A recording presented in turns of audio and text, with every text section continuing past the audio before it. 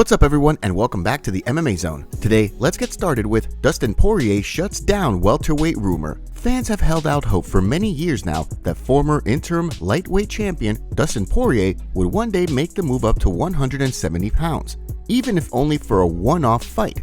While Poirier has toyed with the idea in the past, he has shown little interest in making the move up to welterweight in recent months. On the heels of his loss to Justin Gaethje back at UFC 291, the Diamond revealed that he's practically waking up at 170 pounds, and for good reason. He spoke to MMA Mania about his current status and a potential move to welterweight. If I didn't wake up weighing 172 pounds, maybe. But these guys are 190 something, 200 pounds. You know, I literally weigh 172 pounds with my shoes on this morning. I'm really light right now. I've been eating clean ever since around that Volkanovski switch up. When I got the call from the UFC to fill in, and since then I've just kind of been I'm just gonna keep my weight low just in case things happen. As Poirier explained, in regards to his next fight, when the right name is offered to him, he'll know. Until then, he'll continue to keep his weight low just in case there's an opportunity to step in on short notice before the end of the year. Next up, let's take a look at Conor McGregor sends warning to UFC roster. Conor McGregor sounds extremely motivated ahead of his upcoming return to the UFC next year. With his sights set on a big win after several years away from the sport, McGregor has now made it clear that he isn't just eager to come back for his blockbuster showdown against Michael Chandler. He also wants to take out the UFC's top contenders one by one. In a post on Instagram, McGregor shared footage from prior to his most recent clash with Dustin Poirier, where he was working on hook kicks with his shin taped up. As he wrote, his leg was already compromised due to stress fractures. However, he never once considered backing out of the fight. In one section of his post, he writes, "I didn't get to a lot of these weapons go in my last fight as it snapped pretty early on in the fight. It just didn't bear weight on it till the last few seconds of the round. I developed the ability to fight on one leg when recovering from a full ACL tear years prior, so I was able to maneuver around it until the end." He then shed more light on when the injury occurred during the fight and how it impacted his decision making, including the post by writing, "I won all of my UFC world titles essentially on one paw, all three of them. Heavy is the fight game, only God knows and only God can judge. Anyways, happy days, because it's not broke now. Now it's titanium. Tick-tock, you little bums, one by one."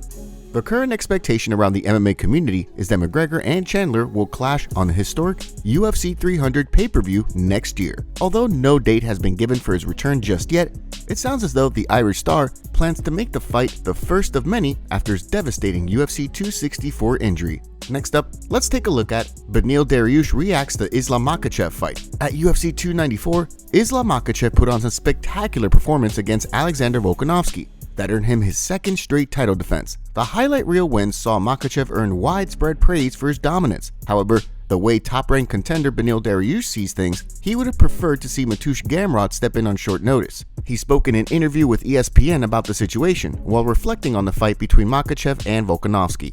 Also, I was thinking about it too.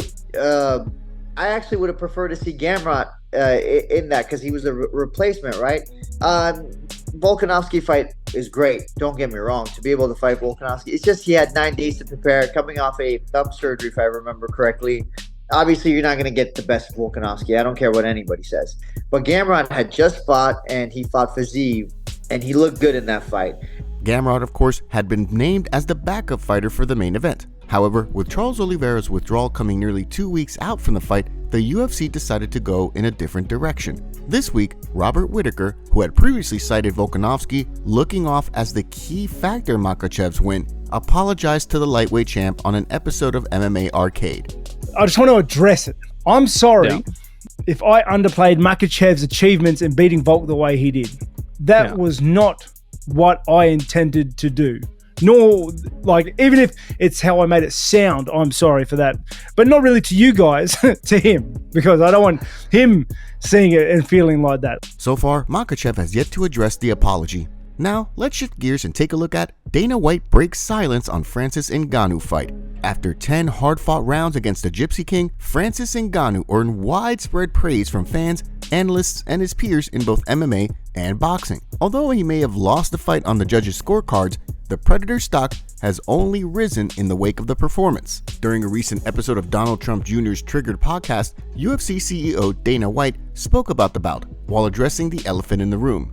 I didn't see the fight, but the fact that he went 10 rounds with Tyson Fury is crazy. I didn't see the fight, but the fact that he went 10 rounds is unbelievable. Listen, these guys, at some point, everybody's going to move on, and everybody has to do what's right for them and make money for their families. So, whatever they got to do, they got to do.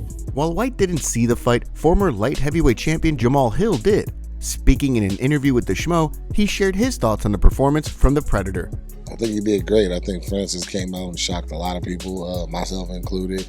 I knew he had punching power, but some of the moves he made, like the head rolls and like the slips and the counters that he was able to do in his defense, and being able to turn his awkwardness into a weapon was very impressive. And I think he should definitely. He's got a career as a prize fighter in boxing, right up to the top. In the wake of the loss, it sounds as though Ngannou is headed back to MMA. As he has indicated, he and Deontay Wilder are in talks for a potential MMA fight. However, so far, nothing has been finalized. Next, let's take a look at UFC fight updates. Heading into UFC Fight Night Sao Paulo this weekend, there's been a significant change to the card. Without further ado, let's jump right into today's UFC updates, starting with the cancellation of the Vince Pichel and Ismail Bonfim fight. After Bonfim showed up to weigh-ins weighing 157 pounds and declined to use the additional time to make weight, Pichel, who missed weight on his first attempt before re-weighing in on weight, decided to shoot down the fight. As a result, the event will now proceed with one less bout, likely shifting the start time for the card as well. In a post on social media, Pichel explained his decision, writing in part, "My opponent didn't even try to make weight, and I decided to take away his ability to fight and make money for his unprofessionalism, which I'm sure he regrets. I am huge on self-responsibility, and he showed none by his actions and by missing weight by so much, so I decided to give him some for his actions." Shifting gears, we have an update to the UFC 295 card next weekend. According to reports, Nurullo Aliev is out of his scheduled bout with Mateusz Rebecki after sustaining a leg injury that will require surgery. So far, no news as to what the UFC has in store for Rebecki after his opponent withdrew. Last but certainly not least, in the way of UFC updates, reports have surfaced indicating that Felipe Bunez will make his UFC debut on January 13th when he takes on Dennis Bondar at 125 pounds. Bunez will be looking to build momentum on a 2-fight win streak under the LFA banner, while Bondar will be looking to snap a 2-fight skid. Next, let's take a look at Nate Diaz goes off on PFL again. Recently, PFL founder Don Davis alleged that Stockton superstar Nate Diaz was quote-unquote hiding under a rock after the PFL reportedly offered him millions to fight Jake Paul in the Smart Cage. Diaz, of course, was quick to take to social media, shutting down any talk of him ducking a fight, writing that he would be down to fight Paul tonight if need be. Heading into the weekend, Diaz shed more light on the situation, revealing that he has no intentions of competing in an MMA fight for an organization smaller than the UFC. He wrote, "I'm good. I'd rather fight real fighters and never backtrack to the minor leagues. PFL, fight yourself, dip." Despite his scathing shot at Paul and the PFL, fans have been left to wonder when Diaz will compete again. So far, there's been no word on whether or not he will in fact return to the UFC for his next bout, or down the line. The PFL, of course, has reportedly been close to finalizing a deal to purchase Bellator MMA, which would mark a significant milestone for the promotion. As PFL president Ray Sefo recently explained in an interview with Fansided, however, a deal has yet to be finalized. To be honest, I spoke to our attorneys last night, and that's not 100% done yet. So it's still in process. With Francis Ngannou already signed to the PFL, it sounds as though, despite Diaz's jabs, the promotion is rolling full steam ahead.